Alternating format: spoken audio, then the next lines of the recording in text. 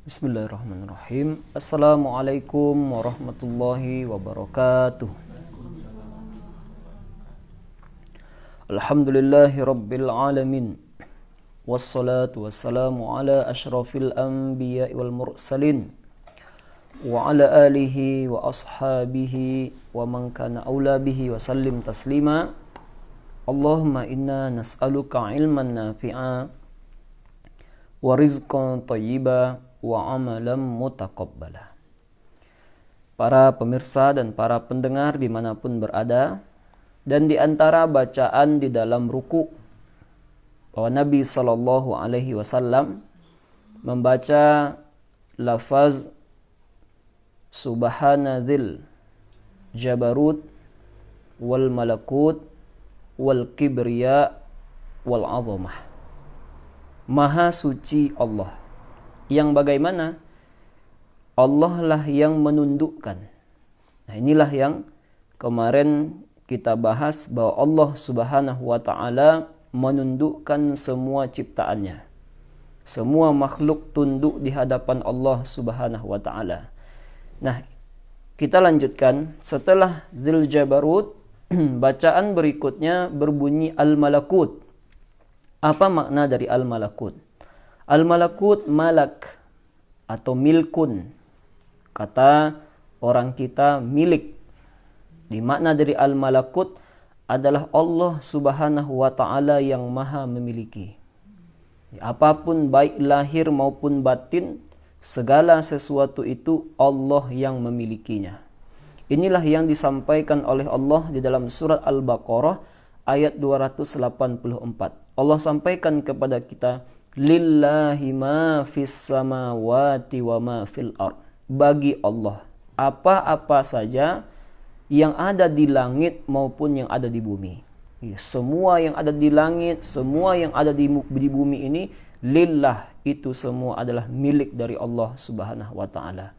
Maka ayat ini menandakan bahwa kita semua ini itu adalah kepunyaan dari Allah Subhanahu wa taala. Dan di antara kalimat yang mengungkapkan atau mengandung makna ini itu terdapat dalam kalimat istirja.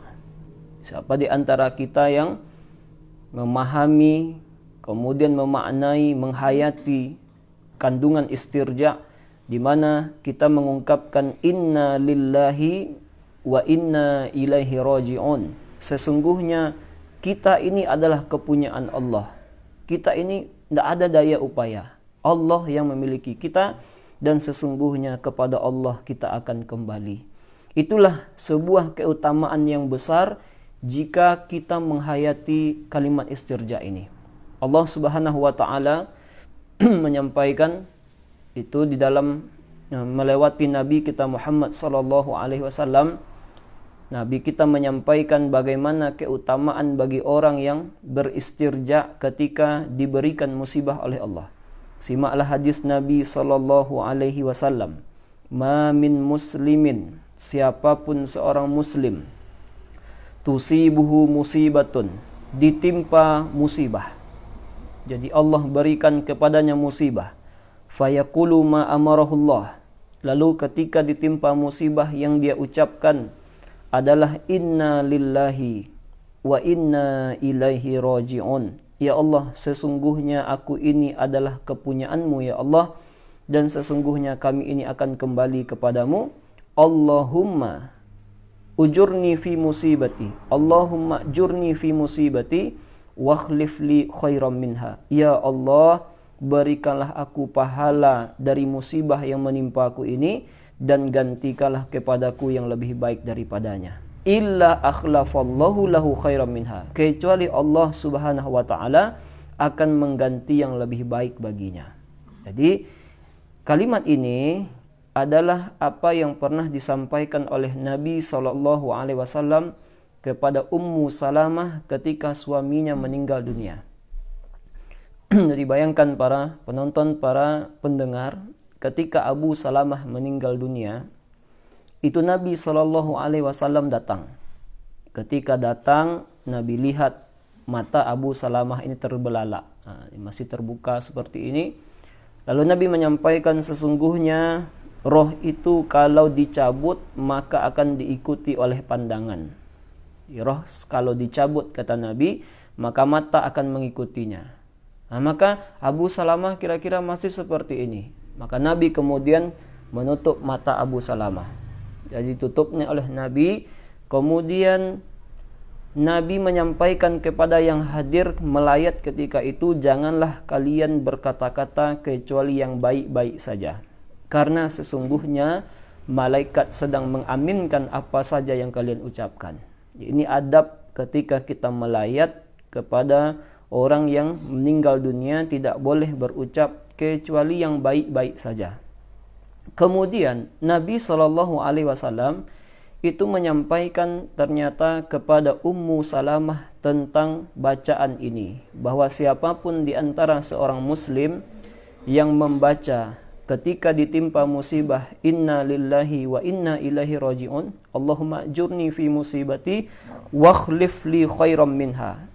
Ya Allah, sesungguhnya kami ini adalah milikmu dan sesungguhnya kami ini akan kembali kepadamu. Ya Allah, turunkanlah atau karuniakanlah pahala bagiku dari musibahku ini dan gantilah dengan yang lebih baik dari ini.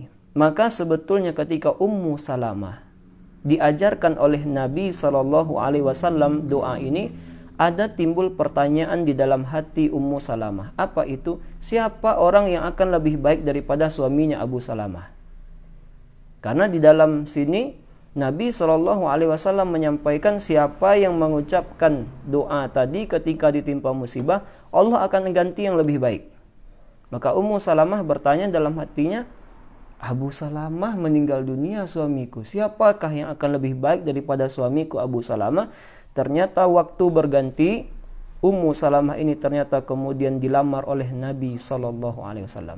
Nah, maka terbuktilah janji Allah Subhanahu wa taala, siapa yang mengucapkan kalimat tadi, inna lillahi wa inna ilaihi raji'un, Allahumma ajurni fi musibati wa akhlif li khairam minha, maka Allah akan mengganti dengan yang lebih baik. Inilah yang dimaksud dengan al-malakut. Allah Subhanahu wa taala Maha memiliki. Kemudian wal kibriya. Adapun al-kibriya dijelaskan oleh Allah dalam surat Al-Jathiyah ayat 37. Allah sampaikan walahul kibriya, dan Allah yang Maha al-kibriya fis samawati wal ard, di langit dan di bumi, wa huwal azizul hakim, dan Allah yang Maha perkasa, Al-Hakim, lagi Maha bijaksana. Adapun maksud Al-Kibriya adalah Allah Subhanahu wa taala yang memiliki keangkuhan dan kesombongan. Ya, Allah Subhanahu wa taala memiliki sifat keangkuhan dan kesombongan, dan memang ini layak dinisbatkan kepada Allah Subhanahu wa taala. Tetapi tidak layak jika dinisbatkan kepada makhluk. Inilah yang disampaikan oleh Allah dalam hadis qudsi. Di dalam hadis yang diriwayatkan oleh Imam Muslim, Allah sampaikan, al-'izamatu izari, keagungan itu adalah pakaianku. Wal kibriya uridai, kesombongan adalah selendangku. Maksudnya adalah keagungan dan kesombongan itu mutlak milikku, kata Allah. Itu hanya aku yang punya. Lalu Allah sampaikan, faman naza'ani wahidan minhuma askantuhu nari. Siapa saja di antara makhlukku yang mencoba untuk merasa agung, merasa sombong di dalam dirinya, askantuhu nari, aku akan letakkan ia ke dalam nerakaku. Nah, jadi ternyata di sini jelas Nabi SAW pun pernah menyampaikan kepada kita, la yadkhulul jannah man kana fi qalbihi mithqala dzarratin min kibr. Tidak akan masuk surga, kata Nabi, siapapun di antara umatku yang di dalam hatinya ada sekecil saja kesombongan. Nah, jadi kecil saja kesombongan ini sejalan dengan hadis qudsi tadi, siap aku, ya, kesombongan itu, keangkuhan itu milikku, kata Allah. Siapa saja di antara hambaku yang mencoba merasa sombong, maka dia tempatnya dalam neraka. Dan ini sesuai dengan penjelasan Nabi, tidak akan masuk surga, kata Nabi, siapa saja yang di dalam hatinya ada kecil sebiji zarah kesombongan. Maka mendengar ini, sahabat bertanya kepada Nabi SAW, ya Rasulullah, rajulun Innar rajula yuhibbu ayyakuna thawbuhu hasanan wa na'luhu hasanan. Nabi, tapi kami punya saudara Nabi. Teman-teman kami ini ada yang mereka itu suka pakaiannya bagus, sendalnya bagus. Apakah itu termasuk kesombongan? Jadi kalau kita berpakai pakaian bagus, misalnya kendaraan bagus, rumah bagus, apakah itu kesombongan? Nabi menjawab tidak. Innallaha jamilun yuhibbul jamal. Sesungguhnya Allah itu maha indah dan Allah mencintai yang indah-indah. Jadi tidak mengapa kita memakai pakaian yang indah, punya kendaraan yang bagus, rumah bagus, tidak menjadi persoalan. Lalu Nabi menjelaskan makna al-kibr, makna sombong, batarul haqqi wa ghamtun nas. Yang aku maksud dengan sombong itu adalah orang yang menolak kebenaran dan mereka merendahkan orang lain. Nah, ini perlu menjadi sesuatu yang kita garis bawahi. Menolak kebenaran. Nah, kadang di sini kita harus belajar untuk menerima nasihat orang. Nah, menerima nasihat orang.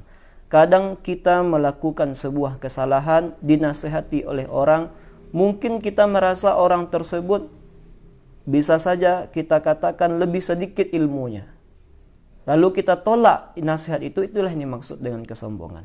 Atau mungkin kita melakukan suatu amalan, kemudian dinasihatkan oleh orang bahwa amalan itu bertentangan dengan Al-Quran ataupun hadis Nabi SAW. Lalu kemudian kita tolak itu, itulah yang termasuk kesombongan. Siapa yang punya amalan seperti itu, siapa yang punya sifat seperti itu, itulah yang dikatakan oleh Nabi tidak akan masuk surga. Jadi ini perlu kita latih diri kita untuk menerima kebenaran. Bahwa kalau kebenaran sudah disampaikan, berlandaskan di bawah Al-Quran dan hadis Nabi SAW yang sahih, maka kewajiban kita adalah menerimanya secara mutlak. Nah, itulah yang telah dicontohkan oleh banyak para sahabat. Di antaranya adalah dulu ketika pernah kita sampaikan khamar diharamkan oleh Allah Subhanahu wa taala, maka jalan-jalanan kota Madinah itu penuh dengan air-air yang telah dibuang oleh para sahabat. Tidak ada ceritanya sahabat berkata kepada Nabi, tapi kan ini kan kerja kami kan menjual ini Nabi. Bisa tidak tidak ada ceritanya. Kalau sudah Allah dan Rasulnya yang mensyariatkan, maka tugas kita adalah sami'na wa ata'na. Ya Allah, kami dengar perintahmu itu ya Allah, kami dengar perintahmu wahai Nabi, wa ata'na, dan kami akan taati apa yang engkau perintahkan. Jadi ini penting, ini penting yang harus kita garis bawahi, bahwa maksud dari kesombongan itu adalah batarul haqqi, menolak kebenaran. Kadang kita ini sebetulnya kalau kita tanya ke dalam diri kita, kita memang salah. Tapi mungkin orang yang menasihati kita mungkin bisa saja ilmunya lebih sedikit dari kita, atau mungkin usianya lebih kecil daripada kita. Hanya karena alasan-alasan seperti itu kita tidak mau menerima nasihatnya. Inilah yang dimaksud dengan batarul haqqi. Kita hakikatnya sedang menolak kebenaran, dan itu bagian dari kesombongan, yang kesombongan itu mengakibatkan seseorang tidak akan dimasukkan oleh Allah ke dalam surga. Wa ghamtun nas, begitu juga wa ghamtun nas. Apa artinya? Merendahkan orang lain. Nah, ini juga hati-hati, jangan sampai kita terjatuh dalam merendahkan orang lain, apapun itu bentuknya. Apapun bentuk orang, apa yang dilakukan oleh orang, jangan sampai kita ghamtun nas, merendahkan mereka. Nah, inilah bahasan pada pembahasan kali ini, uraian kali ini, itu tengoklah di dalam Al-Quran para penonton dan para pemirsa, para pendengar, di mana ketika Allah Subhanahu wa taala menyampaikan di dalam surat Luqman ayat 21 bentuk orang-orang yang sombong. Apa kata Allah? Wa idza qila lahumuttabi'u ma anzalallah. Apabila dikatakan kepada mereka, ikutilah apa yang ada di dalam Al-Quran, ikutilah apa yang Allah turunkan di dalam Al-Quran. Qalu, mereka malah menjawab, bal nattabi'u ma wajadna alaihi aba'ana. Tidak, kata mereka, kami mengikuti apa-apa yang kami dapati dari nenek moyang kami dulu. Nah, di ini juga penting diperhatikan. Ada amalan-amalan mungkin yang ternyata bertentangan dengan Al-Quran ataupun hadis Nabi SAW yang sahih, maka tidak layak kita mengatakan, ya ini kan Alah, sudah terbiasa seperti ini sudah kebiasaan dari dulu-dulu lagi. Ini tidak bisa kami hilangkan, ini sudah kebiasaan nih, kebiasaan masyarakat kita, ini tidak bisa. Ini termasuk menolak kebenaran, maka berhati-hatilah kita dari amal ini. Mudah-mudahan Allah Subhanahu wa taala menafikan, menghilangkan dari diri kita sifat kesombongan ini, karena kesombongan itu mutlak milik Allah Subhanahu wa taala. Inilah yang kita baca di dalam bacaan ruku yang keempat, Subhana dzil jabarut wal malakut wal kibriya wal azamah. Mudah-mudahan bermanfaat. Terima kasih banyak kepada para pemirsa, para pendengar. Kita tutup dengan doa kafaratul majelis. Subhanakallahumma wa bihamdik asyhadu an la ilaha illa anta astaghfiruka wa atubu ilaik. Assalamualaikum warahmatullahi wabarakatuh.